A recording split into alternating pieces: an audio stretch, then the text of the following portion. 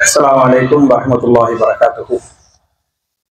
إن الحمد لله اللهم صل على محمد وعلى آل محمد كما صليت على إبراهيم وعلى آل إبراهيم إنك حميد مجيد. اللهم بارك على محمد وعلى آل محمد كما باركت على إبراهيم وعلى آل إبراهيم إنك حميد مجيد.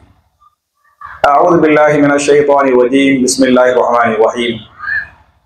وأذن في الناس بالحج يأتوك رجالا وعلى كل ضامر يأتين من كل فج عميق ليشهدوا منافع لهم ويذكروا اسم الله في أيام معلومات.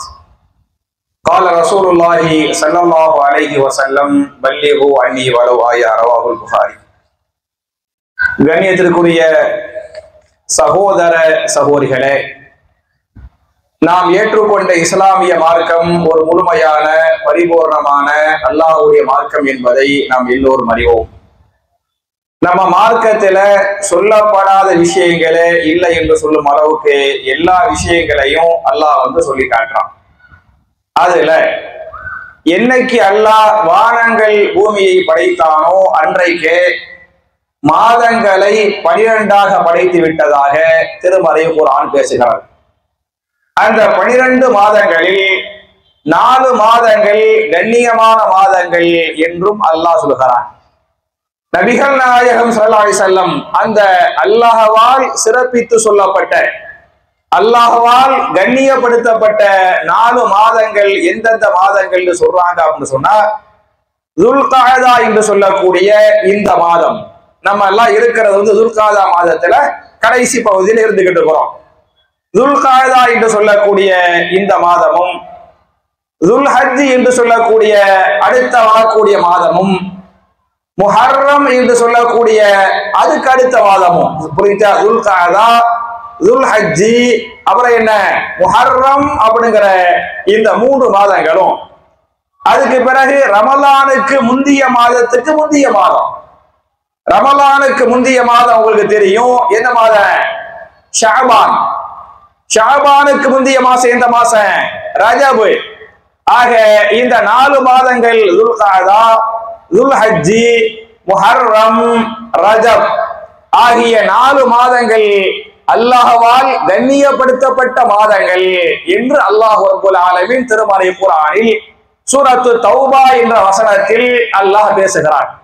இதுல துல்ஹஜ் மாசம் இருக்கு பத்தியலா, துல்ஹஜ் மாதத்தின் முதல் 10 நாட்களை பற்றி அல்லாஹ் பேசுகிற போது இது மிகச்சிறந்த நாட்கள். மற்ற நாட்களை விட நம்ம எப்படி ரமலான் மாதத்தின் கடைசி 10 நாட்களை இல்லையா, ரமலான் மாசமே ரொம்ப புனிதமான மாசம், அதுலயும் கடைசி 10 இரவுகள், கடைசி 10 நாட்கள் இருக்கு பாத்தீங்களா, அத மிக மிக புனிதமான இரவுகள் நாட்களா இல்லையா? அது மாதிரி துல்ஹஜ் மாதத்தின் முதல் 10 நாட்கள், துல்ஹஜ் மாதத்தின் முதல் 10 இரவுகள் மிக முக்கியமான இரவுகள், மிக முக்கியமான நாட்கள். அந்த நாட்கள்ல நீங்க எல்லாம் நிறைய அமல்களை செய்யுங்க. எப்படி ரமலானில் சாதாரண ஒரு அமலுக்காக நிறைய நன்மைகளை அல்லாஹ் தருவானோ, உதாரணமாக ஒருவர் ரமலானில் உம்ரா செய்கிறார் என்று சொன்னால் அல்லாஹ் உம்ராவுடைய கணக்காக எழுதாம எப்படி பதிவு செய்வானா? இவரு ஹஜ்ஜி செஞ்சாரு, ரமலானில் செய்யக்கூடிய உம்ரா என்பது ஹஜ்ஜிக்கு நிகராக இருக்கிறது. ஹஜ்ஜி என்று சொன்னால் சாதாரண ஹஜ்ஜி அல்ல, ஹஜ்ஜத்தும் மஇ. ரசூலுல்லாஹ் சொல்றாங்க, அவர் என்னோடு ஹஜ்ஜி செய்கிறாரே அதற்கு நிகராக இருக்கிறது என்று ரமலானுக்கு செய்யக்கூடிய அந்த உம்ராவுடைய சிறப்பை சொன்னாங்களா இல்லையா? அது மாதிரி துல்ஹஜ் மாதத்தின் முதல் 10 நாட்களில் நீங்கள் செய்யக்கூடிய இபாதத்திற்கு அல்லாஹ் ரப்பல் ஆலமீன் அபரிமிதமான கூலிகளை தருகிறான், அபரிமிதமான நன்மைகளை அல்லாஹ் தருகிறான் என்று நான் சொல்லவில்லை, திருமறை குர்ஆன் பேசுகிறார். நீங்கள் குர்ஆனை படித்து பாருங்கள். திருமறை குர்ஆனில் சூரத்துல் ஹஜ் என்று சொல்லக்கூடிய 22வது அத்தியாயத்தின் 27, 28 ஆகிய 2 வசனங்களை நீங்கள் படித்து பாருங்கள். முதல் வசனத்தில் 27 அல்லாஹ் பேசுகிறான், வஅذின் ஃபின்னாஸி பில் ஹஜ், நீங்கள் மக்களுக்கெல்லாம் ஹஜ்ஜி செய்யுங்கள் என்று அறிவிப்பு செய்யுங்கள். யாருக்கு அல்லாஹ் சொல்றான்? சையதுனா இப்ராஹிம் அலைஹிஸ்ஸலாம் யாருக்கு அல்லாஹ் உத்தரவு போடுறான்? இப்ராஹிம் நபிக்கு அல்லாஹ் உத்தரவு போடுறான். வஅஸின் ஃபின்னாஸி பில் ஹஜ், நபியே மக்களுக்கெல்லாம் ஹஜ் செய்யுமாறு நீங்கள் அறிவிப்பு செய்யுங்கள்.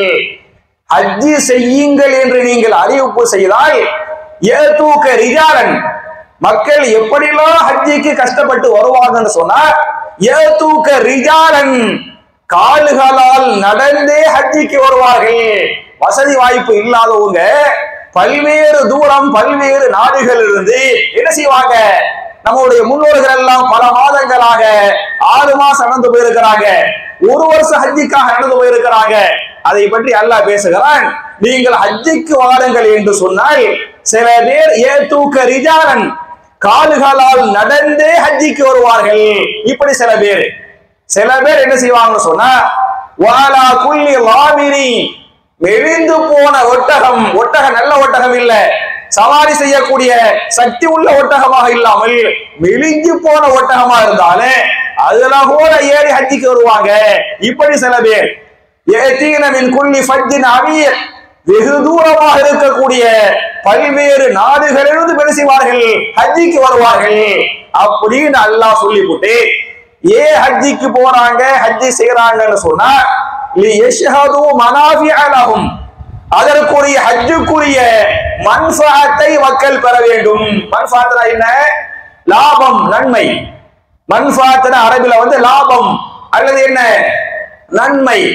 மன்ஃபஅத்துடைய பன்மை மனாஃபிஅ, லியஷ்ஹது மனாஃபிஅ லஹும், ஹஜ்ஜுக்குரிய லாபங்களை நன்மைகளை பெறுவதற்காக அவர்கள் எல்லாம் சிரமப்பட்டு ஹஜ்ஜிக்கு வருவார்கள் என்று சொல்லிவிட்டு ஹஜ்ஜி செய்கின்ற ஹாஜிகளாக இருந்தாலும் சரி, ஹஜ்ஜிக்கு செல்லாத அவங்கவுங்க ஊர்கள் இருப்பாங்கல்ல, அப்படிப்பட்ட முஸ்லிம்களாக இருந்தாலும் சரி, அவர்கள் என்ன செய்யட்டும் என்று சொன்னால் வயதுகுரு சுமல்லாஹ், அல்லாஹ்வை திக்ர் செய்யட்டும், அல்லாஹ்வை திக்ர் செய்யட்டும் என்று அல்லாஹ் சொல்லிவிட்டு எப்போது அல்லாஹ்வை அதிகமாக திக்ர் செய்யட்டும் என்று சொன்னால் ஃபி ஐயாமி மஅலூமாத், அறியப்பட்ட அந்த நாட்களில், ஐயாமு மஅலூமாத் என்று அல்லாஹ் பேசுகிறான். அறியப்பட்ட அந்த நாட்களில் அவர்கள் அல்லாஹ்வை அதிகமாக திக்ர் செய்யட்டும் என்று அல்லாஹ் பேசுகிறான். அறியப்பட்ட அந்த நாட்கள் உங்களுக்கு தெரியும், அலிம என்று சொன்னால் அறிந்தான் என்று பொருள். அதுல இந்த ஆலிமுசாங்கிறாங்கல்ல, ஆலிமுசாவுடைய ரூட் வேர்டு என்ன? அலிம யஅலமு இல்முன் ஃபஹுவ ஆலிமுன். அலிம என்று சொன்னால் அறிந்தான், ஆலிம் என்று சொன்னால் அறிந்தவன் என்று பொருள். அது மாதிரி மஅலூம் என்று சொன்னால் அறியப்பட்டது. மஅலூமுக்கு என்ன அர்த்தம்? அறியப்பட்டது. இந்த ஊர்ல எல்லாம் எனக்கு தெரிஞ்சு உருது பேச மாட்டாங்க, இந்த உருது பேசுறாங்க பாத்தீங்களா, அதுல மஅலூம் என்று சொன்னால் தெரியும் என்று பொருள். கேட்பாங்க கியா ஆப்கு உருது மாலூம் ஹை, உருதுல நான் உமராபாத்ல ஓதுவதை கேட்பாங்க, கியா ஆப்கு உருது மாலூம் ஹை, மாலூம் ஹை நை மாலூம் ஹை. மஅலூம் என்று சொன்னால் தெரியும் என்று பொருள், மஅலூம் என்று சொன்னால் அறியப்பட்டது என்று பொருள். அல்லாஹ் ரப்பல் ஆலமீன் ஃபி ஐயாமி மஅலூமாத், அறியப்பட்ட நாம் எல்லோருக்கும் தெரிந்த அந்த நாட்களில் அதிகமாக திக்ர் செய்யுங்கள் என்று அல்லாஹ் பேசுகிறானே. ஃபி ஐயாமி மஅலூமாத் என்று சொன்னால் எந்த நாட்கள் என்று சொன்னால் இப்னு அப்பாஸ் ரலியல்லாஹு அன்ஹு, இமாம் ஷாஃபிஈ ரஹிமஹுல்லாஹு அலைஹி, இமாம் அஹ்மத் பின் ஹம்பல் ரஹிமஹுல்லாஹு அலைஹி, இது போன்ற மேதைகள் சொல்றாங்க ஃபி ஐயாமி மஅலூமாத் என்று சொன்னால் துல்ஹஜ் மாதத்தின் முதல் 10 நாட்கள், துல்ஹஜ் மாதத்தின் முதல் 10 இரவுகள். எனவே நீங்கள் வேறு மாதங்களை விட வேறு நாட்களை விட துல்ஹஜ் மாதத்தின் முதல் 10 நாட்களில் முதல் 10 இரவுகளில் அதிகமாக அல்லாஹ்வை திக்ர் செய்யுங்கள் என்று அல்லாஹ் சொல்கிறானே. அப்ப மத்த மாசத்துல செய்யக்கூடிய அமல்களை விட துல்ஹஜ் மாசத்துல முதல் 10 நாட்கள்ல அல்லாஹ்ட்ட நம்ம அதிகமா அமல் செய்யணும், அல்லாஹ்ட்ட அதிகமா துஆ செய்யணும், அல்லாஹ்வை அதிகமா திக்ர் செய்யணும்ங்கிறதுக்கு இந்த ஆயத்து அழகான ஆதாரம். மட்டுமல்லாமல் என் அருமை சகோதரர்களே தாய்மார்களே, உங்க எல்லாருக்குமே தெரிஞ்ச ஒரு சூரா சூரத்துல் ஃபஜ்ர், அப்படிதானே? 83வது சூரா. 83வது சூராவுடைய 1 to 3 வரை, 1வது ஆயத்து, 2வது ஆயத்து, 3வது ஆயத். வல் ஃபஜ்ர் வலயாலின் அஷ்ர் வஷ்ஷஃபி வல் வத்ர் என்று அல்லாஹ் பேசுகிறான். வல் ஃபஜ்ர், ஃபஜ்ர் நேரத்தின் மீது சத்தியமாக அப்படின்னு அல்லாஹ் சொல்றாங்க. ஃபஜ்ர் நேரம் என்று சொன்னால் எல்லா நாளுடைய ஃபஜ்ர் நேரத்தின் மீது அல்லாஹ் சத்தியம் செய்யவில்லை. அதே இப்னு அப்பாஸ் ரலியல்லாஹு அன்ஹு, இமாம் மஸ்ரூக் ரஹிமஹுல்லாஹு அலைஹி, இமாம் மஸ்ரூக் இமாம் அதாவது ஆயிஷா ரலியல்லாஹு அன்ஹாவுடைய மாணவர் இமாம் மஸ்ரூக், இது மாதிரியான மேதைகள் சொல்றாங்க வல் ஃபஜ்ர் என்று சொன்னால் துல்ஹஜ் மாதத்தின் 10ஆம் நாளின் ஃபஜ்ர் மீது சத்தியமாக. அதான் யௌமுன் நஹர். அதனால பேர் என்ன? யௌமுன் நஹர், அறுக்கக்கூடிய நாள். ஹஜ் பெருநாள் இருக்கா இல்லையா? ஹஜ் பெருநாள். அப்ப வல் ஃபஜ்ர் என்று சொன்னால் துல்ஹஜ் மாதத்தின் 10ஆம் நாளுடைய ஃபஜ்ர் மீது சத்தியமாக என்று விசேஷமாக அந்த நாளை அல்லாஹ் தேர்வு செய்கிறார். தேர்வு செய்துவிட்டு வலயாலின் அஷ்ரின், 10 இரவுகள் மீது சத்தியமாக. அடுத்த வசனத்துல வலயாலின் அஷ்ரின், 10 இரவுகள் மீது சத்தியமாக என்று அல்லாஹ் சத்தியம் எடுக்கிறானே. எந்த 10 இரவுகள்? எந்த 10 இரவுகள்? துல்ஹஜ் மாதத்தின் முதல் 10 இரவுகள். புரியுதா? வலயாலின் அஷ்ரின், துல்ஹஜ் மாதத்தின் முதல் 10 இரவுகள் மீது சத்தியமாக.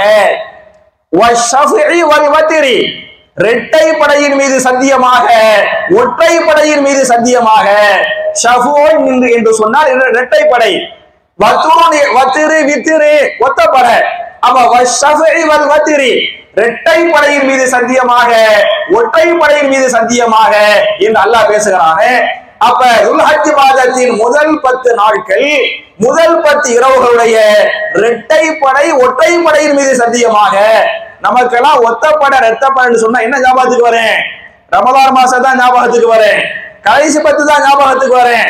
ஆனால் ரமலான் மாதத்தை எப்படி புனிதப்படுத்தி விட்டு அந்த மாசத்துல நிறைய நன்மைகளை செய்யுங்கன்னு அல்லாஹ் சொல்றானோ, அதே அல்லாஹ் ரப்பல் ஆலமீன் திருமறை குர்ஆன்ல துல்ஹஜ் மாசமும் புனிதமான மாசம், துல்ஹஜ் மாதத்தின் முதல் 10 இரவுகள், முதல் 10 நாட்களில் நீங்கள் அதிகமாக அல்லாஹ்வை திக்ர் செய்யுங்கள் என்று சூரத்துல் ஃபஜ்ருடைய வசனத்திலே அல்லாஹ் பேசுகிறார்.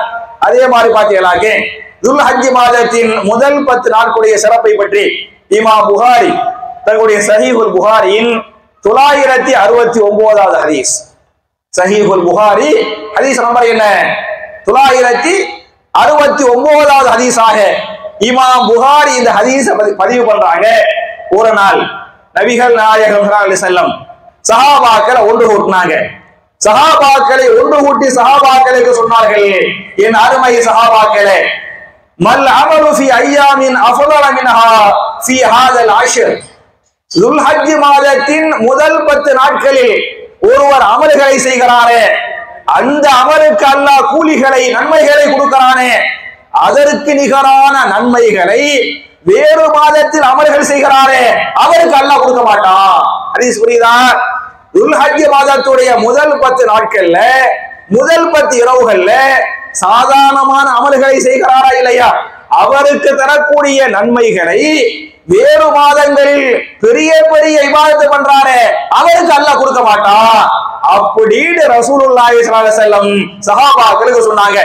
சொன்ன உடனே சஹாபாக்கள் கேள்வி கேட்கிறாங்க, காலு வலல் ஜிஹாது யா ரசூலல்லாஹ், அல்லாஹ்வுடைய தூதரே, ஒருவர் துல்ஹஜ் மாதம் அல்லாத வேறு மாதங்களில் அல்லாஹ்வுடைய பாதையில் போர் செய்கிறார், வேறு மாசத்துல அல்லாஹ்வுடைய பாதையில போர் செய்கிறாரே, இன்னொருத்தர் துல்ஹஜ் மாசத்துடைய முதல் 10 நாட்கள்ல சாதாரணமான அமல்கள் என்று சொல்லுகிறோம் இல்லையா, தொழுகை, நோன்பு, திக்ர், குர்ஆன் திலாவத்து, சதகா, இது மாதிரி அமல் பண்றாரு. அப்ப துல்ஹஜ் மாதத்தில் இது மாதிரி அமல்கள் செய்கிறார், இன்னொருவர் வேறு மாதத்தில் அல்லாஹ்வுடைய பாதையில் போர் செய்கிறார் என்று சொன்னா யாருக்கு அல்லாஹ் நன்மை அதிகமா கொடுப்பான் அப்படின்னு சஹாபாக்கள் கேட்டாங்க. ரசூலுல்லாஹ் சொன்னாங்க, யாருக்கு அதிகமாக அல்லாஹ் நன்மைகளை கொடுப்பான் என்று சொன்னால் யாருக்கு அல்லாஹ் கொடுப்பானா, துல்ஹஜ் மாதத்தின் முதல் 10 நாட்கள்ல இது மாதிரியான சாதாரண அமல்களை செய்கிறாரா இல்லையா, அவருக்கு ஏனைய மாதங்களில் ஒருவர் ஜிஹாது பண்ணுகிறாரே அதை விட நன்மை ஜாஸ்தியா அல்லாஹ் கொடுப்பான் அப்படின்னு சொல்லிவிட்டு ரசூலுல்லாஹ் சொல்றாங்க. இல்லா ரஜுலுன் ஹரஜ ஃபலம் யர்ஜி, அதே சமயத்தில் போருக்கு போனாரே அவர் அல்லாஹ்வுடைய பாதையில் ஷஹீதாக்கப்பட்டு விட்டார், அவருடைய தரஜா உயர்ந்தரும். ஷஹீதாக்கப்படாமல் அவர் வீட்டுக்கு திரும்பி வந்தால் இந்த துல்ஹஜ் மாசத்துல இபாதத் பண்றார்ல அவருக்கு தான் அல்லாஹ் நன்மை அதிகமா கொடுப்பான் அப்படின்னு நான் சொல்லல, ரசூலுல்லாஹி ஸல்லல்லாஹு அலைஹி வஸல்லம் சஹாபாக்களுக்கு சொன்னதாக இமாம் புகாரி இந்த ஹதீஸை பதிவு பண்றாங்களே. அப்ப என் அருமை தாய்மார்களே, என் அருமை சகோதரர்களே, எப்படி ரமதான் மாசம் வர்றதுக்கு முன்னால ரமதான் மாசம் வருது, புனிதமான மாசம், நன்மை அதிகமா செய்யணும் அப்படின்னு ஆர்வமா இருக்கிறோமோ, நன்மைகளை அதிகமாக செய்கிறோமோ, தன்னைத்தானே மாற்றிக் கொள்கிறோமோ, இறையச்சத்தை முழுமைப்படுத்திக் கொள்கிறோமோ, அது மாதிரி துல்ஹஜ் மாதம் வரப்போகிறது இல்லையா?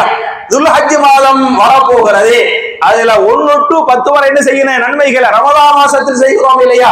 அது மாதிரி அல்லது அதை விட ஜாஸ்தி அதிகமா செய்யணும் அப்படிங்கிறதுக்கு இந்த ஹதீஸ் வந்து அழகான ஆதாரம். மட்டுமல்லாமல் இமாம் தபுரானி அவர்கள் தன்னுடைய தபுரானில ஒரு ஹதீஸ் பதிவு பண்றாங்க.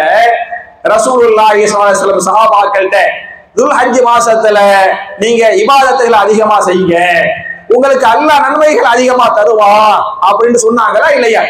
அப்படின்னு சொல்லும் போது சஹாபாக்கள் கேட்கிறாங்க, அந்த மாதத்தில் நாங்கள் எந்த நன்மைகளை அமல்களை அதிகமா செய்யணும் அப்படின்னு சஹாபாக்கள் கேட்டாங்க. அதுக்கு ரசூலுல்லாஹ் பதில் சொல்றாங்க, ஃபாகிதிரு ஃபீஹின்ன மின தஹ்லீலி வத்தக்பீரி வத்தஹ்மீதி வத்தஸ்பீஹ். நீங்கள் துல்ஹஜ் மாதத்தின் முதல் 10 நாட்களில், முதல் 10 இரவுகளில் அக்திரு அதிகப்படுத்துங்கள். எதை அதிகப்படுத்துங்கள்? மின தஹ்லீல், தஹ்லீல் சொல்வதை அதிகப்படுத்துங்கள். தஹ்லீல் என்ன? லா இலாஹ இல்லல்லாஹ், லா இலாஹ இல்லல்லாஹ், லா இலாஹ இல்லல்லாஹ் என்று சொல்கிறோமா இல்லையா? அது பேர் என்ன? தஹ்லீல். துல்ஹஜ் மாதத்தின் முதல் 10 நாட்களில் நீங்கள் லா இலாஹ இல்லல்லாஹ் என்பதை அதிகப்படுத்துங்கள். தக்பீர், தக்பீர்னா தெரியும் உங்களுக்கு, அல்லாஹு அக்பர், அல்லாஹு அக்பர் என்பதை நீங்கள் அதிகப்படுத்துங்கள். தஹ்மீத், தஹ்மீத் சொன்னா அல்ஹம்துலில்லாஹ், அல்ஹம்துலில்லாஹ் சொல்றோமா இல்லையா? அதுக்கு பேர் தஹ்மீத். அல்ஹம்துலில்லாஹ்வை அதிகமாக சொல்லுங்கள். அப்புறம் பாத்தீங்களா தஸ்பீஹ், தஸ்பீஹ் சுப்ஹானல்லாஹ். புரிஞ்சா? அப்ப இந்த மாசத்துல அதிகமா அல்லாஹ் சொல்றான்ல, வயதுகுரு ஸ்மல்லாஹி ஃபி அய்யாமி மஅலூமாத் என்று அல்லாஹ் சொல்றான்ல. அப்ப இந்த மாசத்துல நீங்க சொல்ல வேண்டியது தக்பீர், தஹ்மீது, தஸ்பீஹ், தஹ்லீல், இதை எல்லாத்தையும் சேர்த்து உங்களுக்கு ஒரே திக்ர்ல சொல்லணும்னு சொன்னா உங்க எல்லாருக்குமே தெரியும். லா இலாஹ இல்லல்லாஹு வஹ்தஹு லா ஷரீக லஹு, அது இல்ல. லா இலாஹ இல்லல்லாஹு சுப்ஹானல்லாஹ், சுப்ஹானல்லாஹி வல்ஹம்துலில்லாஹி வலா இலாஹ இல்லல்லாஹு வல்லாஹு அக்பர். புரியுதா? இதுல வந்து 4 சேர்ந்து வந்துரும். சுப்ஹானல்லாஹி வல்ஹம்துலில்லாஹி வலா இலாஹ இல்லல்லாஹு வல்லாஹு அக்பர். புரியுதா? இதுக்குள்ள எல்லாமே ரசூலுல்லாஹ் அந்த 4 சொன்னாங்கல்ல, இத 4 சேர்ந்து வந்துரும். அப்ப இத நீங்க அதிகமா துல்ஹஜ் மாசத்துல நீங்க ஓதுங்க. சுப்ஹானல்லாஹி வல்ஹம்துலில்லாஹி வலா இலாஹ இல்லல்லாஹு வல்லாஹு அக்பர் என்பதை நீங்கள் அதிகப்படுத்துங்கள் என்பது முதல் திக்ர். ரெண்டாவது என்ன அல்லாஹ் திக்ர் செய்ய சொல்றான் அப்படின்னு சொன்னா, இந்த திக்ர் உங்க எல்லாருக்குமே தெரியும். லா இலாஹ இல்லல்லாஹு வஹ்தஹு லா ஷரீக லஹு லஹுல் முல்கு வ லஹுல் ஹம்து வ ஹுவ அலா குல்லி ஷைஇன் கதீர். நம்ம எல்லாருக்கும் தெரியுமா தெரியாதா? கண்டிப்பா தெரியும். இது வந்து சின்ன ஒரு திக்ரா இருந்தாலும் நன்மைகளை அதிகம் தரக்கூடிய ஒரு திக்ர் என்பது. புரியுதா? இந்த திக்ரை பற்றி இமாம் அஹ்மத் தன்னுடைய முஸ்னதுல பதிவு பண்றாங்க. யார் இதை ஒரு நாளைக்கு காலையில் 10 முறை ஓதுகிறாரோ, காலையில சுபு சலாவுக்கு பிறகு 10 தடவை இதை ஓதிவிட்டால் மாலை வரை அவரை பாதுகாக்கக்கூடிய பொறுப்பை அல்லாஹ் ஏற்றுக்கொண்டான். புரியுதா? சுபு சுலுஹுக்கு பிறகு இதை 10 தடவை ஓதினால் மாலை வரை பாதுகாக்கக்கூடிய பொறுப்பை, உதவி செய்யக்கூடிய பொறுப்பை யார் ஏற்றுக்கொண்டது? அல்லாஹ் ஏற்றுக்கொண்டு விட்டான். மாலையில் இதை 10 முறை ஓதினால் காலை வரை பாதுகாக்கக்கூடிய பொறுப்பை யார் ஏற்றுக்கொண்டது? அல்லாஹ் ஏற்றுக்கொண்டு விட்டான். அப்ப காலையில் 10 முறை, மாலையில் 10 முறை இதை ஓதிவிட்டால் அல்லாஹ்வுடைய பாதுகாப்பு, அல்லாஹ்வுடைய உதவி நம்மீது கடமையாக்கப்பட்டிருக்கிறது இந்த ஹதீஸ் இருக்கிறது. அப்ப அல்லாஹ்வுடைய உதவி நமக்கு வேணுமா வேண்டாமா? அல்லாஹ்வுடைய பாதுகாப்பு வேணுமா வேண்டாமா? அப்ப அல்லாஹ்வுடைய 24 ஹவர்ஸும் அல்லாஹ்வுடைய பாதுகாப்போடு நம்ம இருக்கணும் அப்படின்னு சொன்ன இந்த லா இலாஹ, இத வந்து துல்ஹஜ்ல மட்டுமல்ல எல்லா மாசத்துலயும் நீங்க ஓதுங்க. கண்டிப்பா துல்ஹஜ்ல என்ன செய்யுங்க, இத நீங்க ஓதிக்கிறங்க அப்படிங்கிறது இந்த திக்ருடைய முதல் சிறப்பு. இந்த திக்ருடைய 2வது சிறப்பை இமாம் புகாரி தன்னுடைய சஹீஹுல் புகாரியின் 3293வது ஹதீஸாக இமாம் புகாரி இந்த ஹதீஸை பதிவு பண்றாங்க. யார் ஒரு நாளைக்கு லா இலாஹ இல்லல்லாஹு வஹ்தஹு லா ஷரீக லஹு லஹுல் முல்கு வ லஹுல் ஹம்து வ ஹுவ அலா குல்லி ஷைஇன் கதீர் என்று 100 முறை ஓதுகிறாரோ, புரியுதா? ஒரு நாளைக்கு ஒரு சலாவுடைய ஒரு வக்துல இல்ல, நீங்க சுபுல கொஞ்சம், லுஹர்ல கொஞ்சம், அசர்ல கொஞ்சம், இடையிடையில கொஞ்சம் அப்படின்னு ஒரு நாளைக்கு யார் 100 முறை இதை ஓதுகிறாரோ அவருக்கு 4 விதமான ஃபாயிதாக்கள், 4 நன்மைகள். முதல் நன்மை என்ன என்று சொன்னால், கானத்லஹு அஷர ரிகாபி அதிலின், 10 அடிமைகளை விடுதலை செய்த நன்மை அவருக்கு கொடுக்கப்படும். புரியுதா? ஒரு நாளைக்கு இதை நீங்கள் 100 முறை ஓதினால் 10 அடிமைகளை விடுதலை செய்த நன்மை அவருக்கு கொடுக்கப்படும். அடிமை விடுதலை சொன்னா உங்களுக்கு தெரியாம இருக்கலாம். இன்னைக்கு பெரிய ஒரு காஸ்ட்லியான கார் இருக்கு பாத்தீங்களா, அது மாதிரி அன்னைக்கு ஒரு அடிமை ஒரு காரை, அது கார் வாங்கக்கூடிய காசை அல்லாஹ்வுடைய பாதையில சதக்கா பண்ணா அல்லாஹ் எவ்வளவு நன்மையை கொடுப்பானோ அதே மாதிரி ஒரு அடிமையை விடுதலை செஞ்சு அல்லாஹ் என்ன செய்வான், நன்மையை கொடுப்பான் அப்படின்னு இருக்குது. அப்ப ஒரு நாளைக்கு நீங்கள் 100 முறை ஓதினால் ஒரு அடிமை விடுதலை நன்மை அல்ல. எத்தனை அடிமை? 10 அடிமை.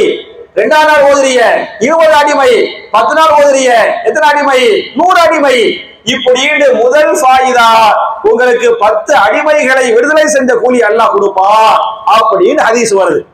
மட்டுமல்லாமல் இந்த அடிமையை விடுதலை செய்யறாங்கல்ல இல்லையா, அதுக்குரிய ஃபாயிதாவை இன்னொரு ஹதீஸாக இமாம் புகாரி தன்னுடைய சஹீஹுல் புகாரியின் 6715வது ஹதீஸ், சஹீஹுல் புகாரி ஹதீஸ் நம்பர் என்ன? 6715வது ஹதீஸாக இமாம் புகாரி இந்த ஹதீஸ் பதிவு பண்றாங்க. மன் அஅதக ரகபதன் அஅதகல்லாஹு பிகுல்லி உதுவின் மினன் நார், யார் ஒரு அடிமையை விடுதலை செய்கிறாரோ அவருக்குரிய நன்மை என்ன என்று சொன்னால், அஅதகல்லாஹ், அவரை அல்லாஹ் பாதுகாத்து விட்டான். எதை பாதுகாத்து விட்டான் என்று சொன்னால், பிகுல்லி உதுவின், அவருடைய ஒவ்வொரு உறுப்புகளையும் அல்லாஹ் பாதுகாத்து விட்டான். ஒரு அடிமையை விடுதலை செய்தால் அவருடைய ஒவ்வொரு கை, காலு, மூக்கு, நாக்கு, ஒவ்வொரு உறுப்புகளையும் அல்லாஹ் பாதுகாத்து விட்டான். எதை விட்டு பாதுகாத்து விட்டான்? மினன்னார், நரகத்தை விட்டு அல்லாஹ் பாதுகாத்து விட்டான். நான் சொல்லவில்லை, ரசூல் ஸல்லல்லாஹு அலைஹி வஸல்லம் இந்த ஹதீஸ் சொல்றாங்க. இமாம் புகாரி இந்த ஹதீஸை பதிவு பண்றாங்க. ஒரு அடிமையை ஒருவர் விடுதலை செய்து விட்டால் அவருடைய ஒவ்வொரு உறுப்புகளையும் அல்லாஹ் நரகத்தை விட்டு பாதுகாத்து விட்டான் என்று ஒரு ஹதீஸ் பேசுகிறது. இன்னொரு ஹதீஸ்ல இமாம் அஹ்மது சொல்றாங்க, மன் ஆன முகாத்தபன் ஃபீ ரகபதிஹி அவல்லஹுல்லாஹு ஃபீ ظில்லிஹி யௌம லா ظில்ல இல்லா ظில்லுஹு, யார் ஒரு அடிமையை விடுதலை செய்கிறாரோ அல்லது விடுதலைக்குரிய உதவிகளை செய்கிறாரோ அவருக்குரிய மறுமையின் ஃபாயிதா என்ன என்று சொன்னால், நாளை மறுமையில் கடுமையில் சுட்டெரிக்குமா இல்லையா, நிழலில்லாமல் மக்கள் தவிப்பாங்களா இல்லையா, அப்ப அல்லாஹ் ரப்பல் ஆலமீன் தன்னுடைய அரிசுக்கு கீழே அவருக்கு என்ன செய்வான்? நிழல் கொடுப்பான் என்று இந்த ஹதீஸ் பேசுகிறது. அப்ப என் அருமை சகோதரர்களே, தாய்மார்களே, இந்த லா இலாஹ இல்லல்லாஹு வஹ்தஹு லா ஷரீக லஹு லஹுல் முல்கு வ லஹுல் ஹம்து வ ஹுவ அலா குல்லி ஷைஇன் கதீர் என்பதை நீங்கள் ஒரு நாளைக்கு 100 முறை ஓதினால் 4 நன்மைகள்ல முதல் நன்மை என்ன? 10 அடிமைகளை விடுதலை செய்த நன்மை. 2வது நன்மை என்ன என்று சொன்னால், மிஅத்து ஹஸனா, அவர் பேரில 100 நன்மைகளை அல்லாஹ் பதிவு செய்கிறான். ஒரு ஆணோ பெண்ணோ யாரு சொன்னாங்களோ அவங்களுக்கு அன்னைக்கு எத்தனை நன்மைகள்? 100 நன்மைகள் பதிவு செய்யப்படுகிறது. 2வது ஃபாயிதா. 3வது ஃபாயிதா என்ன என்று சொன்னால், மிஅத்து ஸய்யா, அவர் செய்த 100 பாவங்களை அல்லாஹ் மன்னிக்கிறான். நம்ம செஞ்ச 100 பாவங்களை அல்லாஹ் என்ன செஞ்சிடறான்? மன்னிச்சிடறான். 3வது ஃபாயிதா. 4வது ஃபாயிதா என்ன என்று சொன்னால், கானத் லஹு ஹிர்ஸன் மின ஷைத்தான், அன்று ஃபீ ذلك, இதன் மூலமாக அன்று முழுக்க ஷைத்தானை விட்டும் அவனை அல்லாஹ் பாதுகாத்து விடுவான். அல்லாஹ் தன்னுடைய பாதுகாப்பு பொறுப்பில் ஏற்றுக்கொள்வான் என்று ஹதீஸ் பேசுகிறது. அப்ப என் அருமை சகோதரர்களே, என் அருமை தாய்மார்களே, இது துல்ஹஜ் மாசத்துக்கு மட்டும் சொல்ல வரல, எல்லா மாசத்திலையும் நீங்கள் சொல்லணும். குறிப்பாக துல்ஹஜ் மாசத்துல கண்டிப்பா என்ன செய்யணும், இதை நீங்க ஓதுங்க. 4 ஃபாயிதாக்களை நான் மறுபடியும் ஞாபகம் ஊட்டுறேன். நீங்கள் 100 முறை ஓதினால் என்ன ஃபாயிதா? முதல் ஃபாயிதா என்ன? 10 அடிமைகளை விடுதலை செய்த நன்மை. 2வது 100 நன்மைகள் பதிவு செய்யப்படும் அவருக்கு. 3வது 100 பாவங்கள் மன்னிக்கப்படும். 4வது அன்னைக்கு முழுக்க அவரை பாதுகாக்கக்கூடிய பொறுப்பு அல்லாஹ் ஏற்றுக்குவான் அப்படின்னு ஹதீஸ் வருது. இது பெரிய ஒரு விஷயமா, பெரிய ஒரு காரியமா? நம்மளால முடியுமா முடியாதா? ஒண்ணும் இல்லைங்க. 5 வேளை தொழுகிறோமா இல்லையா? 5 வேளை தொழுகையில சுப்ஹான் அல்லாஹ் அல்ஹம்து தஸ்பீஹ் ஓதுறோமா இல்லையா? இந்த தஸ்பீஹ்க்கு பிறகு நீங்கள் இதை 10 முறை ஓதுங்கள். 5 வேளை சலாவுக்கு பிறகு நீங்கள் 10 முறை ஓதினால் ஒரு 50 முறை ஓதி விடுவோமா இல்லையா? ஒரு நாளைக்கு 50 ஆயிடுச்சு. அப்புறம் மிச்சம் 50 ஓதணும்ல. மிச்சம் 50 எப்ப? ஏன்னா நானும் அப்படிதான் செய்வேன். அதுக்காக சொல்ல வர்றேன். புரிஞ்சா? அந்தந்த சலாவுக்கு பிறகு 10 தடவை, சுபுக்கு பிறகு 10 தடவை, லுஹருக்கு பிறகு 10 தடவை, அசருக்கு பிறகு 10 தடவை, எல்லாம் ஐஷாவோடு 50 ஆயிடுச்சா? 50 முடிச்ச உடனே மிச்சம் 50 இருக்குது. மிச்சம் 50 என்ன செய்வோம்னு சொன்னா, நம்ம வித்ரு தொழுகிறோமா இல்லையா? அந்த வித்ரு தொழுவும் போது அல்லது இரவில் நீங்க தூங்குறதுக்கு முன்னால ஓதக்கூடிய திக்ருகள் இருக்கு பாருங்க. உதாரணமா சூரத்துல் பக்கராவுடைய கடைசி ஆயத்துகள் 2 ஆயத்துல ஓதணுமா இல்லையா?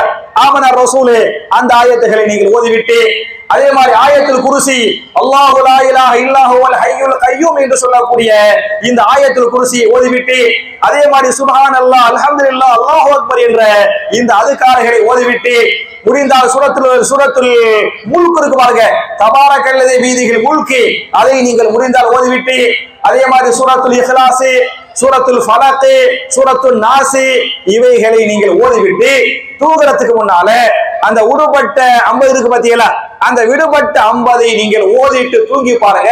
மாஷா அல்லாஹ் தபாரக்கல்லாஹ், உங்க மனசுக்கு அவ்வளவு நிம்மதி கிடைக்கும், அவ்வளவு சந்தோஷம் கிடைக்கும். அல்லாஹ்வுடைய உதவி அபரிமிதமா கிடைக்கும், அல்லாஹ்வுடைய பரக்கத்து கிடைக்கும். அதனால நீங்க பல பேர் இதை அமல் செய்யாம இருக்கலாம். நேத்து வரை நீங்கள் செய்யவில்லை என்று சொன்னால் இன்ஷா அல்லாஹ் இன்றிலிருந்து நாளை காலையில இன்னைக்கு பிஸ்மில்லாஹ் என்ன செஞ்சிடலாம், நல்லது லேட் ஆக கூடாது. அதனால இன்ஷா அல்லாஹ் நீங்க ஓதிருங்க. அப்ப முதல்ல நீங்கள் சொல்ல வேண்டிய திக்ர் என்பது சுப்ஹானல்லாஹி வல்ஹம்துலில்லாஹி வலா இலாஹ இல்லல்லாஹு வல்லாஹு அக்பர். நான் எதுக்கு உங்களுக்கு தெரியாத திக்ரை சொல்லலைன்னு சொன்னா, தெரியாத திக்ரை நீங்க மனப்பாடம் பண்ண கஷ்டப்படுவீங்க, ஓத மாட்டீங்க. தெரிஞ்சதா சொன்னா ஓத வாய்ப்பு இருக்குது. அதனால தான் தெரிஞ்சதா சொல்றேன். ஒண்ணு அதான். 2வது லா இலாஹ இல்லல்லாஹ், இது 2வது. அதே மாதிரி நீங்க பாத்தீங்கன்னாக்க நிறைய ஹாஜிகள் ஹஜ்ஜுக்கு போயிருக்கிறாங்கல்ல, உங்களுக்கு தெரியும். ஹஜ்ஜுடைய பிரதானமான அமல் என்பது அரஃபாவுக்கு போகும், அப்படிதானே? அரஃபாவுக்கு ஒரு ஹாஜி செல்லவில்லை என்று சொன்னால் அவருடைய ஹஜ்ஜி செல்லாது, அப்படிதானே? அரஃபாவிற்கு ஒரு ஹாஜி அல் ஹஜ்ஜு அரஃபா, அல் ஹஜ்ஜு அரஃபா. ஹஜ்ஜி என்றாலே அரஃபா தான், ஹஜ்ஜி என்றாலே அரஃபாவில் தங்குவதுதான் தெளிவா ஹதீஸ் பேசுகிறது. அப்படி சொல்லும் போதே சஹாபாக்கள் கேட்பார்கள், அல்லாஹ்வுடைய தூதரே, நாங்கள் அரஃபாவில் அல்லாஹ்விடத்திலே கெஞ்சிவிட்டு, அல்லாஹ்விடத்திலே துஆ செய்துவிட்டு, அரஃபாவில் விசேஷமாக சொல்ல வேண்டிய திக்ர் என்ன என்று சஹாபாக்கள் கேட்கும் போது ரசூலுல்லாஹி ஸல்லல்லாஹு அலைஹி வஸல்லம் சஹாபாக்களுக்கு சொன்னார்கள், நீங்கள் அரஃபா என்ற அந்த பெருவழியிலே நீங்கள் அல்லாஹ்விடத்தில் அதிகமாக ஓத வேண்டிய திக்ர் என்ன என்று சொன்னால் என்ன திக்ர் சொல்றாங்க? இதே லா இலாஹ இல்லல்லாஹு வஹ்தஹு லா ஷரீக லஹு லஹுல் முல்கு வ லஹுல் ஹம்து வ ஹுவ அலா குல்லி ஷைஇன் கதீர். இது அரஃபாங்க, ஹாஜியுடைய அரஃபா. அரஃபாவிலும் இதையே ஓதுங்கள் என்று ஹதீஸ் பேசுகிறது. அப்ப இந்த திக்ருடைய அருமை என்ன, மதிப்பு என்னங்கிறதுக்கு இந்த ஹதீஸ்கள் அழகான ஆதாரம். இது 2வது திக்ர். புரிஞ்சா? 3வது திக்ர் என்ன என்று சொன்னால், இந்த துல்ஹஜ் மாசத்துல நம்ம செய்ய வேண்டிய 3வது திக்ர் என்பது சுப்ஹானல்லாஹி வ பிஹம்திஹி. சுப்ஹானல்லாஹி வ பிஹம்திஹி. புரிஞ்சா? இதை பற்றி ஹதீஸை இமாம் புகாரி 6405வது ஹதீஸாக, 6405வது ஹதீஸாக இந்த ஹதீஸை பதிவு பண்றாங்க. மன் கால சுப்ஹானல்லாஹி வ பிஹம்திஹி ஃபீ யௌமின் 100 மர்ரத்தின் ஹுத்தத் ஹதாயாஹு வ இன் கானத் மிஸ்ல ஸபதில் பஹர். யார் ஒரு நாளைக்கு சுப்ஹானல்லாஹி வ பிஹம்திஹி, சுப்ஹானல்லாஹி வ பிஹம்திஹி, சுப்ஹானல்லாஹி வ பிஹம்திஹி என்று 100 முறை ஓதுகிறாரோ, எத்தனை முறை? 100 முறை ஓதுகிறாரோ, 100 மர்ரா 100 முறை ஓதுகிறாரோ, அவர் செய்த எல்லா பாவங்களையும் அல்லாஹ் மன்னித்து விடுவான். எந்த அளவுக்கு என்று சொன்னால் கடலின் நுரையளவுக்கு அவர் பாவங்களை செய்திருந்தாலும் அவருடைய அம்பூட்டு பாவத்தை அல்லாஹ் மன்னிச்சிருவான் அப்படின்னு ஹதீஸ் வருது. என் அருமை சகோதரர்களே, என் அருமை தாய்மார்களே, நம்முடைய பாவங்கள் மன்னிக்கப்பட வேண்டுமா இல்லையா? நம்முடைய பாவங்கள் மன்னிக்கப்பட வேண்டும் என்று சொன்னால் இது துல்ஹஜ்ல கண்டிப்பா ஓதுங்க. துல்ஹஜ் முதல் நாள்ல மட்டும் சொல்ல வரல, நீங்க மூத்தா போறவர் என்ன செய்யுங்க, ஒரு நாளைக்கு சுப்ஹானல்லாஹி வ பிஹம்திஹி சுப்ஹானல்லாஹி வ பிஹம்திஹி சுப்ஹானல்லாஹி வ பிஹம்திஹி இதை ஒரு நாளைக்கு நீங்கள் 100 முறை ஓதுவதற்கு எவ்வளவு நேரம் வரும்? எவ்வளவு நேரம் வரலாம் நினைக்கிறீங்க? நானா இதை டெய்லி ஓதுவேன், நான் கணக்கு வச்சுக்கிடுவேன், டயத்தை பார்த்துக்கிடுவேன், 3 நிமிஷம் ஆகுங்க. எவ்வளவு நேரம் ஆக போகுது? சும்மா எவ்வளவு நேரம் வெட்டியா பேசுறோமா இல்லையா? எவ்வளவு நேரம் வெட்டியா வேஸ்டா பேசிக்கிட்டு இருக்கோம்? 3 நிமிஷங்க. சுப்ஹானல்லாஹி வ பிஹம்திஹி சுப்ஹானல்லாஹி வ பிஹம்திஹி சுப்ஹானல்லாஹி வ பிஹம்திஹி என்பதை 100 முறை ஓதுவதற்கு ஆகக்கூடிய நேரம் எவ்வளவு நேரம்? வெறும் 3 நிமிஷம். இந்த 3 நிமிஷத்துல நம்ம பாவத்தை அல்லாஹ் மன்னிச்சிடறான், நம்மள வெள்ளேன்னு அல்லாஹ் ஆக்கிடுறான், அழுக்கு இல்லாம அல்லாஹ் ஆக்கிடுறான் அப்படின்னு ஹதீஸ் வருது. அப்ப 3வது சொல்ல வேண்டிய திக்ர் என்ன என்று சொன்னால் என்ன திக்ர்? சுப்ஹானல்லாஹி வ பிஹம்திஹி சுப்ஹானல்லாஹி வ பிஹம்திஹி என்பதை 3வதாக ஓதுங்கள். 4வதாக எதை ஓதுங்கள் என்று சொன்னால் உங்களுக்கு தெரியும், இதேல சேர்த்து இன்னும் கொஞ்சம் சேர்த்து வரும். என்ன சேர்த்து வரேன்? சுப்ஹானல்லாஹி வ பிஹம்திஹி சுப்ஹானல்லாஹி வ பிஹம்திஹி சுப்ஹானல்லாஹில் அலீம் சுப்ஹானல்லாஹி வ பிஹம்திஹி சுப்ஹானல்லாஹில் அலீம். இதா புகாரியுடைய கடைசி ஹதீஸ். இதா புகாரியுடைய கடைசி ஹதீஸ். உங்களுக்கு புகாரியுடைய முதல் ஹதீஸ் இன்னமல் அஅமாலு பின்னிய்யாத் தெரியுமா தெரியாதா? புகாரியுடைய கடைசி ஹதீஸ் 7563 7563 அவ்வளவுதான் புகாரிலே ஹதீஸ் வருது. முதல் ஹதீஸ் இன்னமல் அஅமாலு பின்னிய்யாத். கடைசி ஹதீஸ் என்ன என்று சொன்னால் இதான் கடைசி ஹதீஸ். இந்த ஹதீஸை பதிவு செய்கின்ற இமாம் புகாரியே சொல்லுவாங்க, நான் முதல் ஹதீஸா அதையும் போட்டேன், கடைசி ஹதீஸா இதையும் போட்டேன் அப்படின்னு இமாம் புகாரியே சொல்றாங்க. முதல் ஹதீஸ பதிவு பண்ணாங்கல்ல, அப்ப எங்க இருந்து பிஸ்மில்லான்னு அந்த புகாரியுடைய முதல் ஹதீஸ பதிவு பண்றாங்கன்னு சொன்னா மதீனாவுடைய ரவுலாவிலிருந்து. எங்க பதிவு பண்றாங்க? மதீனாவுக்கா இல்லையா? அந்த மதீனாவுடைய ரவுலா என்று சொல்லுகிறோமே, ரசூலுல்லாஹ்வுடைய வீடு, ரசூலுல்லாஹ்வுடைய கபர், ரசூலுல்லாஹ்வுடைய மிம்பர், அந்த ரெண்டுக்கும் இடைப்பட்ட பகுதி, இதை ரவுலா என்று சொல்லுகிறோமா இல்லையா? சொர்க்கத்து பகுதி என்று சொல்லுகிறோமா இல்லையா? அந்த இடத்தில் உட்கார்ந்து கொண்டுதான் இமாம் புகாரி தஹஜ்ஜத் நேரத்துல இந்த முதல் ஹதீஸ பிஸ்மில்லாஹ்னு பதிவு பண்றாங்க. பதிவு பண்ணிவிட்டு சொல்றாங்க, ஏன் முதல் ஹதீஸ இன்னமல் அஅமாலு பின்னிய்யாத்னு பதிவு செய்யறேன்னு சொன்னா எல்லாத்துக்கும் நியத்து தான் காரணம், மனசு தான் காரணம். நம்ம என்ன சுத்தமா இருக்கணும், பேருக்காக புகழுக்காக பெருமைக்காக இல்லாம நான் அல்லாஹ்வுக்காக இஹ்லாஸா பண்றேன், அந்த நியத்தை சரி பண்ணிக்கிறேன் அப்படின்னு முதல் ஹதீஸா சொல்றாங்க. 2வது ஹதீஸ் கடைசி ஹதீஸா பதிவு பண்றாங்க, சுப்ஹானல்லாஹி வ பிஹம்திஹி சுப்ஹானல்லாஹில் அலீம் சுப்ஹானல்லாஹி வ பிஹம்திஹி சுப்ஹானல்லாஹில் அலீம். இந்த திக்ருடைய மகத்துவம் என்ன என்று சொன்னால் சொல்வதற்கு வாயில் ஈஸியான வார்த்தை, அப்படிதானே? அதே சமயத்தில் அல்லாஹ்வுக்கு விருப்பமான வார்த்தைகள், நம்முடைய மீசானில் கனமான வார்த்தைகள் என்று சொல்லிவிட்டு சொன்னார்கள் சுப்ஹானல்லாஹி வ பிஹம்திஹி சுப்ஹானல்லாஹில் அலீம் என்று. ஏன் இத கடைசியா நான் பதிவு பண்றேன்னு சொன்னா, நம்ம கடைசியில முடிக்கும் போது அல்லாஹ்வுடைய திக்ரோடு முடிக்கணும், அல்லாஹ்வுடைய ஞாபகத்தோடு முடிக்கணும். அதனால முதல்ல நியத்தை நான் சரி பண்ணிக்கிட்டு இன்னமல் அஅமாலு பின்னிய்யாத்னு ஆரம்பிச்சேன், அல்லாஹ்வுடைய நினைப்போடு திக்ரோடு என்ன செய்யறேன், என்னுடைய கிதாபை முடிக்கிறேன். இமாம் புகாரியே தன்னுடைய தாரீகுல் கபீரில இந்த வரலாறை பதிவு செய்கிறார். புரியுதா? அப்ப என் அருமை சகோதரர்களே, என் அருமை தாய்மார்களே, நீங்கள் சொல்ல வேண்டிய 4வது திக்ர் என்ன? இந்த சுப்ஹானல்லாஹி வ பிஹம்திஹி சுப்ஹானல்லாஹில் அலீம் என்பதை நீங்கள் ஓதுங்கள். அப்புறம் உங்களுக்கு என்னென்ன அமல்கள் செய்ய முடியுமோ இன்ஷா அல்லாஹ் நீங்கள் அமல்களை அதிகமா செய்யுங்க. குறிப்பா நீங்க பாத்தீங்கன்னாக்க நோம்பு வைக்கிறது நம்ம ஊர்ல பெருசா வைக்கிறது இல்ல. நீங்க அரபு நாடுகள்ல பாத்தீங்கன்னாக்க துல்ஹஜ் 1 to 9 வரை நோம்பு வைப்பாங்க. நம்ம எல்லாம் அரஃபா நோம்பு மட்டும் தான் வைப்போம், 9 மட்டும் தான் வைப்போம். ஆனால் நீங்க அரபுல போய் பாருங்களேன், துல்ஹஜ் 1லயே இஃப்தார் வைப்பாங்க, இஃப்தாருக்கு பந்தி வச்சிருப்பாங்க. நான் பார்த்திருக்கிறேன், அனுபவிச்சுக்கிறேன். புரிஞ்சா?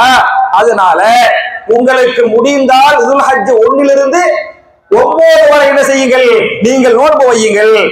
இதை பற்றி ஒரு ஹதீஸை இமாம் அஹமது அவர்கள் தன்னுடைய முஸ்னத் அஹமதுல 21829வது ஹதீஸாக இந்த ஹதீஸை பதிவு பண்றாங்க. கான ரசூலுல்லாஹி ஸல்லல்லாஹு அலைஹி வஸல்லம் யஸூமு 9 தில்ஹிஜ்ஜா. ரசூலுல்லாஹி ஸல்லல்லாஹு அலைஹி வஸல்லம் துல்ஹஜ் மாதத்தின் முதல் 9 நாட்களில் நோன்பு வைப்பவர்களாக இருந்தார்கள். புரியுதா? ரசூலுல்லாஹி ஸல்லல்லாஹு அலைஹி வஸல்லம் முதல் 9 நாட்களில் என்ன செய்வார்கள், நோன்பு வைப்பார்கள். வயௌம ஆஷூரா, ஆஷூரா முஹர்ரம் மாசத்தின் 10 பாருங்க, அந்த ஆஷூராவுடைய நோன்பை வைப்பாங்க. வ ஸலாஸத அய்யாமின் மின் குல்லி ஷஹரின், ஒவ்வொரு மாதத்திலேயும் 3 நாட்கள் நோன்பு வைப்பார்கள். அந்த மாதத்தின் பிறை 13, 14, 15 ஐயாமுல் பீல் என்று சொல்கிறோம் இல்லையா, அதுல நோன்பு வைப்பாங்க. வயௌமல் இஸ்னைனி வல் ஹமீஸ், ஒவ்வொரு வாரத்தின் வியாழக்கிழமை திங்கட்கிழமை நோன்பு வைப்பாங்க என்று ஹதீஸ் பேசுகிறது. அதுல நமக்கு ஆசுரா நோன்பு தெரியும், அரஃபா நோன்பு தெரியும், மற்ற நோன்புகள் தெரியும். இந்த துல்ஹஜ் மாசத்துடைய முதல் 9 நாட்கள் சொல்ல என்ன பண்ணாங்க, நோன்பு வச்சாங்க அப்படின்னு ஹதீஸ் வருது. உங்களுக்கு முடியும்னு சொன்னா இன்ஷா அல்லாஹ் 9 நாள் நோன்பு வைங்க. இல்ல எனக்கு முடியலன்னு சொன்னா அரஃபாவுடைய நோன்பு என்ன செய்யுங்க, கண்டிப்பா வச்சிருங்க. அரஃபாவுடைய நோன்புக்குரிய நன்மை என்ன என்று சொன்னால், என்ன நன்மை, 2 வருஷ பாவத்தை அல்லாஹ் மன்னிக்கிறான். அரஃபா என்பது ஒரு நாள், அந்த ஒரு நாளில் நீங்கள் நோன்பு வைக்கக்கூடிய காரணத்தால அல்லாஹ் என்ன செய்யறான், 2 வருஷ பாவத்தை அல்லாஹ் மன்னிச்சிடறான் அப்படின்னு இருக்குது. அதே மாதிரி குர்ஆன் திலாவத் என்ன செய்யுங்க, எல்லா மாசத்துலயும் இன்ஷா அல்லாஹ் பண்ணுங்க. துல்ஹஜ் மாசத்துல அல்லாஹ் சொல்றான்ல, வயதுகுரு ஸ்மல்லாஹி ஃபி அய்யாமி மஅலூமாத், அறியப்பட்ட நாட்களில் அல்லாஹ்வை அதிகமாக திக்ர் செய்யுங்கள் என்று அல்லாஹ் பேசுகிறானே. திக்ரில் மகத்தான திக்ர் எது என்று சொன்னால் இதுவாக இருக்கிறது குர்ஆன் திலாவத். குர்ஆன் திலாவத் உங்க எல்லாருக்குமே தெரியும். அல்லாஹ் அதாவது இந்த வேதத்தை நாமே இறக்கினோம், இந்த வேதத்தை நாமே பாதுகாப்போம். இந்த ஆயத்து உங்க எல்லாருக்குமே தெரியும். சூரத்துல் ஹிஜ்ருடைய ஆயத்து, சூரத்துல் ஹிஜ்ர் 15வது சூரா, 15வது சூராவுல 9வது ஆயத்து. அப்ப 15வது சூராவின் 9வது வசனத்துல இந்த வேதத்தை நாமே இறக்கினோம், இந்த வேதத்தை நாமே பாதுகாப்போம் என்று அல்லாஹ் பேசுகிறானே. நான் கேட்கிறேன், அந்த இடத்தில் குர்ஆன்ல வேதம் குர்ஆன் என்ற வார்த்தை இருக்கிறது. என்ன வார்த்தை வருது, இன்னா நஹ்னு நஸல்னா ذிக்ர. நீங்க வார்த்தையை படிச்சு பாருங்க, இன்னா நஹ்னு நஸல்னா ذிக்ர வ இன்னா லஹு லஹாஃபிரூன். இந்த ذிக்ரை நாமே இறக்கினோம், இந்த ذிக்ரை நாமே பாதுகாப்போம். ذிக்ர்னா என்ன, குர்ஆன். புரிஞ்சா? அப்ப ذிக்ருங்கிற இடத்துல தான் நம்ம குர்ஆன் தர்ஜுமா செய்கிறோம். அப்ப துல்ஹஜ் மாதத்தின் முதல் 10 நாட்கள்ல நீங்கள் அல்லாஹ்வை அதிகமாக திக்ர் செய்யுங்கள் என்று சொன்னால் நீங்கள் எதை சேர்த்து பண்ணுங்கள், அதிகமாக குர்ஆனை ஓதுங்கள். அதுவும் அல்லாஹ்வுடைய திக்ர். அதே மாதிரியான சுன்னத்தான நஃபீலான தொழுகைகளை நீங்கள் விடாமல் தொழுவுங்கள். ஒரு நாளைக்கு பாத்தீங்கன்னாக்க யாரு 12 சுன்னத்தான தொழுகைகளை தொழுகிறாங்களோ, ரக்காத்துகளை தொழுகிறாங்களோ, அவங்களுக்கு அல்லாஹ் சொர்க்கத்துல என்ன செய்வான், ஒரு மாளிகையை கொடுப்பான். ஹதீஸ் வருதா இல்லையா? சுபஹுடைய முன் சுன்னத்து 2 ரக்காத்து, அப்புறம் என்ன லுஹருடைய முன் சுன்னத்து 2 4 ரக்காத்து, லுஹருடைய பின் சுன்னத்து 2 ரக்காத்து, மகரிபுடைய பின் சுன்னத்து 2 ரக்காத்து, இஷாவுடைய பின் சுன்னத்து 2 ரக்காத்து, மொத்தமா கூட்டி பார்த்தாங்க 12 ரக்காத்து வரும். இந்த 12 ரக்காத்துகளை எல்லா மாசங்களையும் பண்ணனே இந்த துல்ஹஜ் மாதத்தில் கண்டிப்பாக நீங்கள் செய்யுங்கள். ஏன் என்று சொன்னால் தொழுகை என்பதும் திக்ர். தொழுகை என்பது என்ன, திக்ர். குர்ஆனில் பேசுகிறான் சூரத்துல் ஜும்ஆவிலே, யா அய்யுஹல்லதீன ஆமனூ இதா நூதிய லிஸ்ஸலாத்தி மின் யௌமில் ஜும்ஆத்தி ஃபஸஅவ் இலா திக்ரில்லாஹி வதல் பை. ஈமான் கொண்டவர்களே, வெள்ளிக்கிழமை ஜும்ஆவிற்காக பாங்கு சொல்லப்பட்டு விட்டால் உங்களுடைய வியாபாரங்களை விட்டுவிட்டு ஃபஸஅவ் நீங்கள் விரைந்து செல்லுங்கள், சீக்கிரமாக நீங்கள் செல்லுங்கள். எதற்காக நீங்கள் செல்லுங்கள் என்று சொன்னால் இலா திக்ரில்லாஹ், அல்லாஹ்வை திக்ர் செய்வதற்காக. எது அல்லாஹ் சொல்றான், ஜும்ஆவுடைய தொழுகை இருக்கா இல்லையாங்க, ஜும்ஆவுடைய தொழுகை அல்லாஹ் சொல்லும்போது இலா ஸலாத்தில் ஜும்ஆ என்று அல்லாஹ் சொல்லாமல் இலா திக்ரில்லாஹ், அல்லாஹ்வுடைய திக்ரின் பக்கம் செல்லுங்கள் என்று பேசுகிறானே. அப்ப குர்ஆன் திலாவத்தும் திக்ர், அது மாதிரி தொழுகை என்பது என்ன, திக்ர். கல்வியை கற்றுக் கொடுக்கிறோமா இல்லையா, அது திக்ர். கல்வியை கற்றுக் கொள்கிறோமா இல்லையா, அது என்ன, திக்ர். கல்வியை பற்றியும் அல்லாஹ் திக்ர் என்று பேசுகிறான் திருமறை குர்ஆனில். சூரத்துன் நஹல் என்று சொல்லக்கூடிய 16வது அத்தியாயத்தின் 44வது வசனத்தில் அல்லாஹ் பேசுகிறான், ஃபஸ்அலு அஹ்ல ذிக்ரி ஃபஸ்அலு அஹ்ல ذிக்ரி இன் குன்தும் லா தஅலமூன். ஃபஸ்அலு நீங்கள் கேளுங்கள், அஹ்ல ذிக்ர் யாரிடத்தில் ذிக்ர் இருக்கிறதோ அவரிடத்திலே கேளுங்கள். இங்கே ذிக்ர் என்று சொன்னால் கல்வி ஞானம் என்று பொருள். ذிக்ருக்கு என்ன அர்த்தம்? கல்வி என்று பொருள்.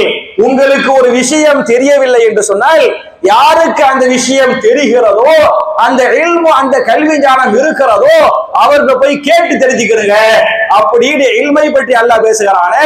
இந்த இடத்தில் ஃபஸ்அலு அஹ்லல் இல்மி என்று அல்லாஹ் சொல்லாமல் அல்லாஹ்வுடைய வார்த்தை ஃபஸ்அலு அஹ்ல ذிக்ர் என்று அல்லாஹ் பேசுகிறானே.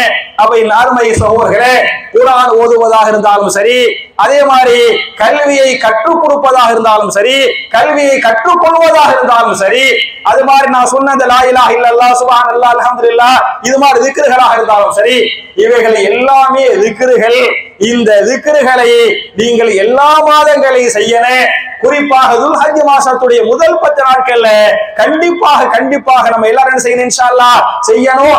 ஏனைய மாதங்கள்ல ஒருத்தர் அல்லாஹ்வுடைய பாதையில போர் செய்யறார்ல, அதை விட இந்த துல்ஹஜ் மாசத்தில் இது மாதிரி திக்ர் பண்றாரு, இது மாதிரி இபாதத் பண்றாரு, அவருக்கு அல்லாஹ் நன்மைகளை வந்து ஜாஸ்தியா கொடுப்பான் என்று ஹதீஸ் பேசுகிறது. இந்த மாதத்தை பத்தி நான் நிறைய சொல்ல முடியும், ஆனாலும் நேரத்தை கருதி உங்களுக்கு மாஷா அல்லாஹ் நேரம் இருக்குது, எனக்கு நேரம் இல்லை. எனக்கு 9:15 வந்து நான் பஸ் புக் பண்ணி வச்சுக்கிறேன். ராமநாதபுரத்துல இருந்து கரெக்டா நான் 9:15 இன்ஷா அல்லாஹ் நான் பஸ்ல ஏறுன பஸ் புற போட்டுறேன். அதனால ஒரு 9:05 9:10 இன்ஷா அல்லாஹ் நான் ராமநாட்டுல போய் பஸ்ல ஏறிடணும். சரியா? அதனால இதுக்கு மேல எனக்கு நேரம் இல்லை என்ற காரணத்தால நான் முடிக்கிறேன்.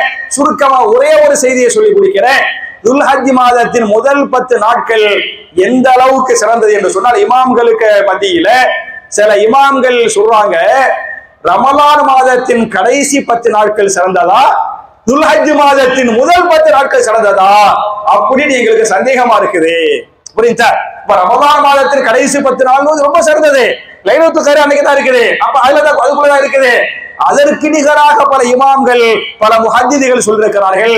எனவே இந்த மாதத்தின் சிறப்புகளை நீங்கள் தெரிந்து கொள்ள வேண்டும், இன்னும் அதிகமாக நீங்கள் தெரிந்து கொள்ள வேண்டும் என்று சொன்னால் நான் ஒரே ஒரு கிதாபை சொல்றேன், அதை எடுத்து படிக்க. இப்னு கதீர் தஃப்சீர் இப்னு கதீர் இருக்கா இல்லையா? தஃப்சீர் இப்னு கதீரை எடுங்க. அதை எடுத்து சூரத்துல் ஹஜ் 22வது சூறாவை எடுங்க. ஆயத் நம்பர் வந்து 27 28 அதை எடுங்க.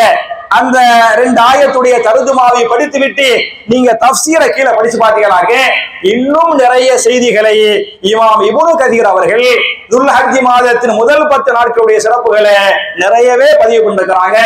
எனவே என் அருமை சகோதரர்களே, என் அருமை தாய்மார்களே, அவைகளை நீங்கள் அறிந்து கொண்டு எப்படி நபிகள் நாயகம் ஸல்லல்லாஹு அலைஹி வஸல்லம் சஹாபாக்களுக்கு இது மாதிரியான நல்ல விஷயங்களை சொல்லுகிற போது சஹாபாக்கள் சமிஅனா வ அதானா கேட்டோம் கட்டுப்பட்டோம் என்று சஹாபாக்கள் அமல் செஞ்சாங்களோ, அது மாதிரி அமல் செய்கின்ற தௌஃபீகை நாம் எல்லோருக்கும் அல்லாஹ் தந்து நம்முடைய பாவங்களை மன்னித்து நம்முடைய இபாதத்துகளை அல்லாஹ் அங்கீகரித்து அல்லாஹ்வால் பாதுகாக்கப்பட்ட சமுதாயமாக ஒட்டுமொத்த இஸ்லாமிய உம்மத்தையும் அல்லாஹ் ஆக்கி நாளை மறுமையில் மிக உயர்ந்த சொர்க்கமாகிய ஜன்னத்துல் ஃபிர்தௌஸ் என்று சொல்லக்கூடிய அந்த சொர்க்கத்திலே நபிமார்களோடு இதுபோடு நாம் எல்லோரையும் அல்லாஹ் ஒன்று சேர்த்து வைப்பானாக என்ற துஆவோடு முடிக்கிறேன்.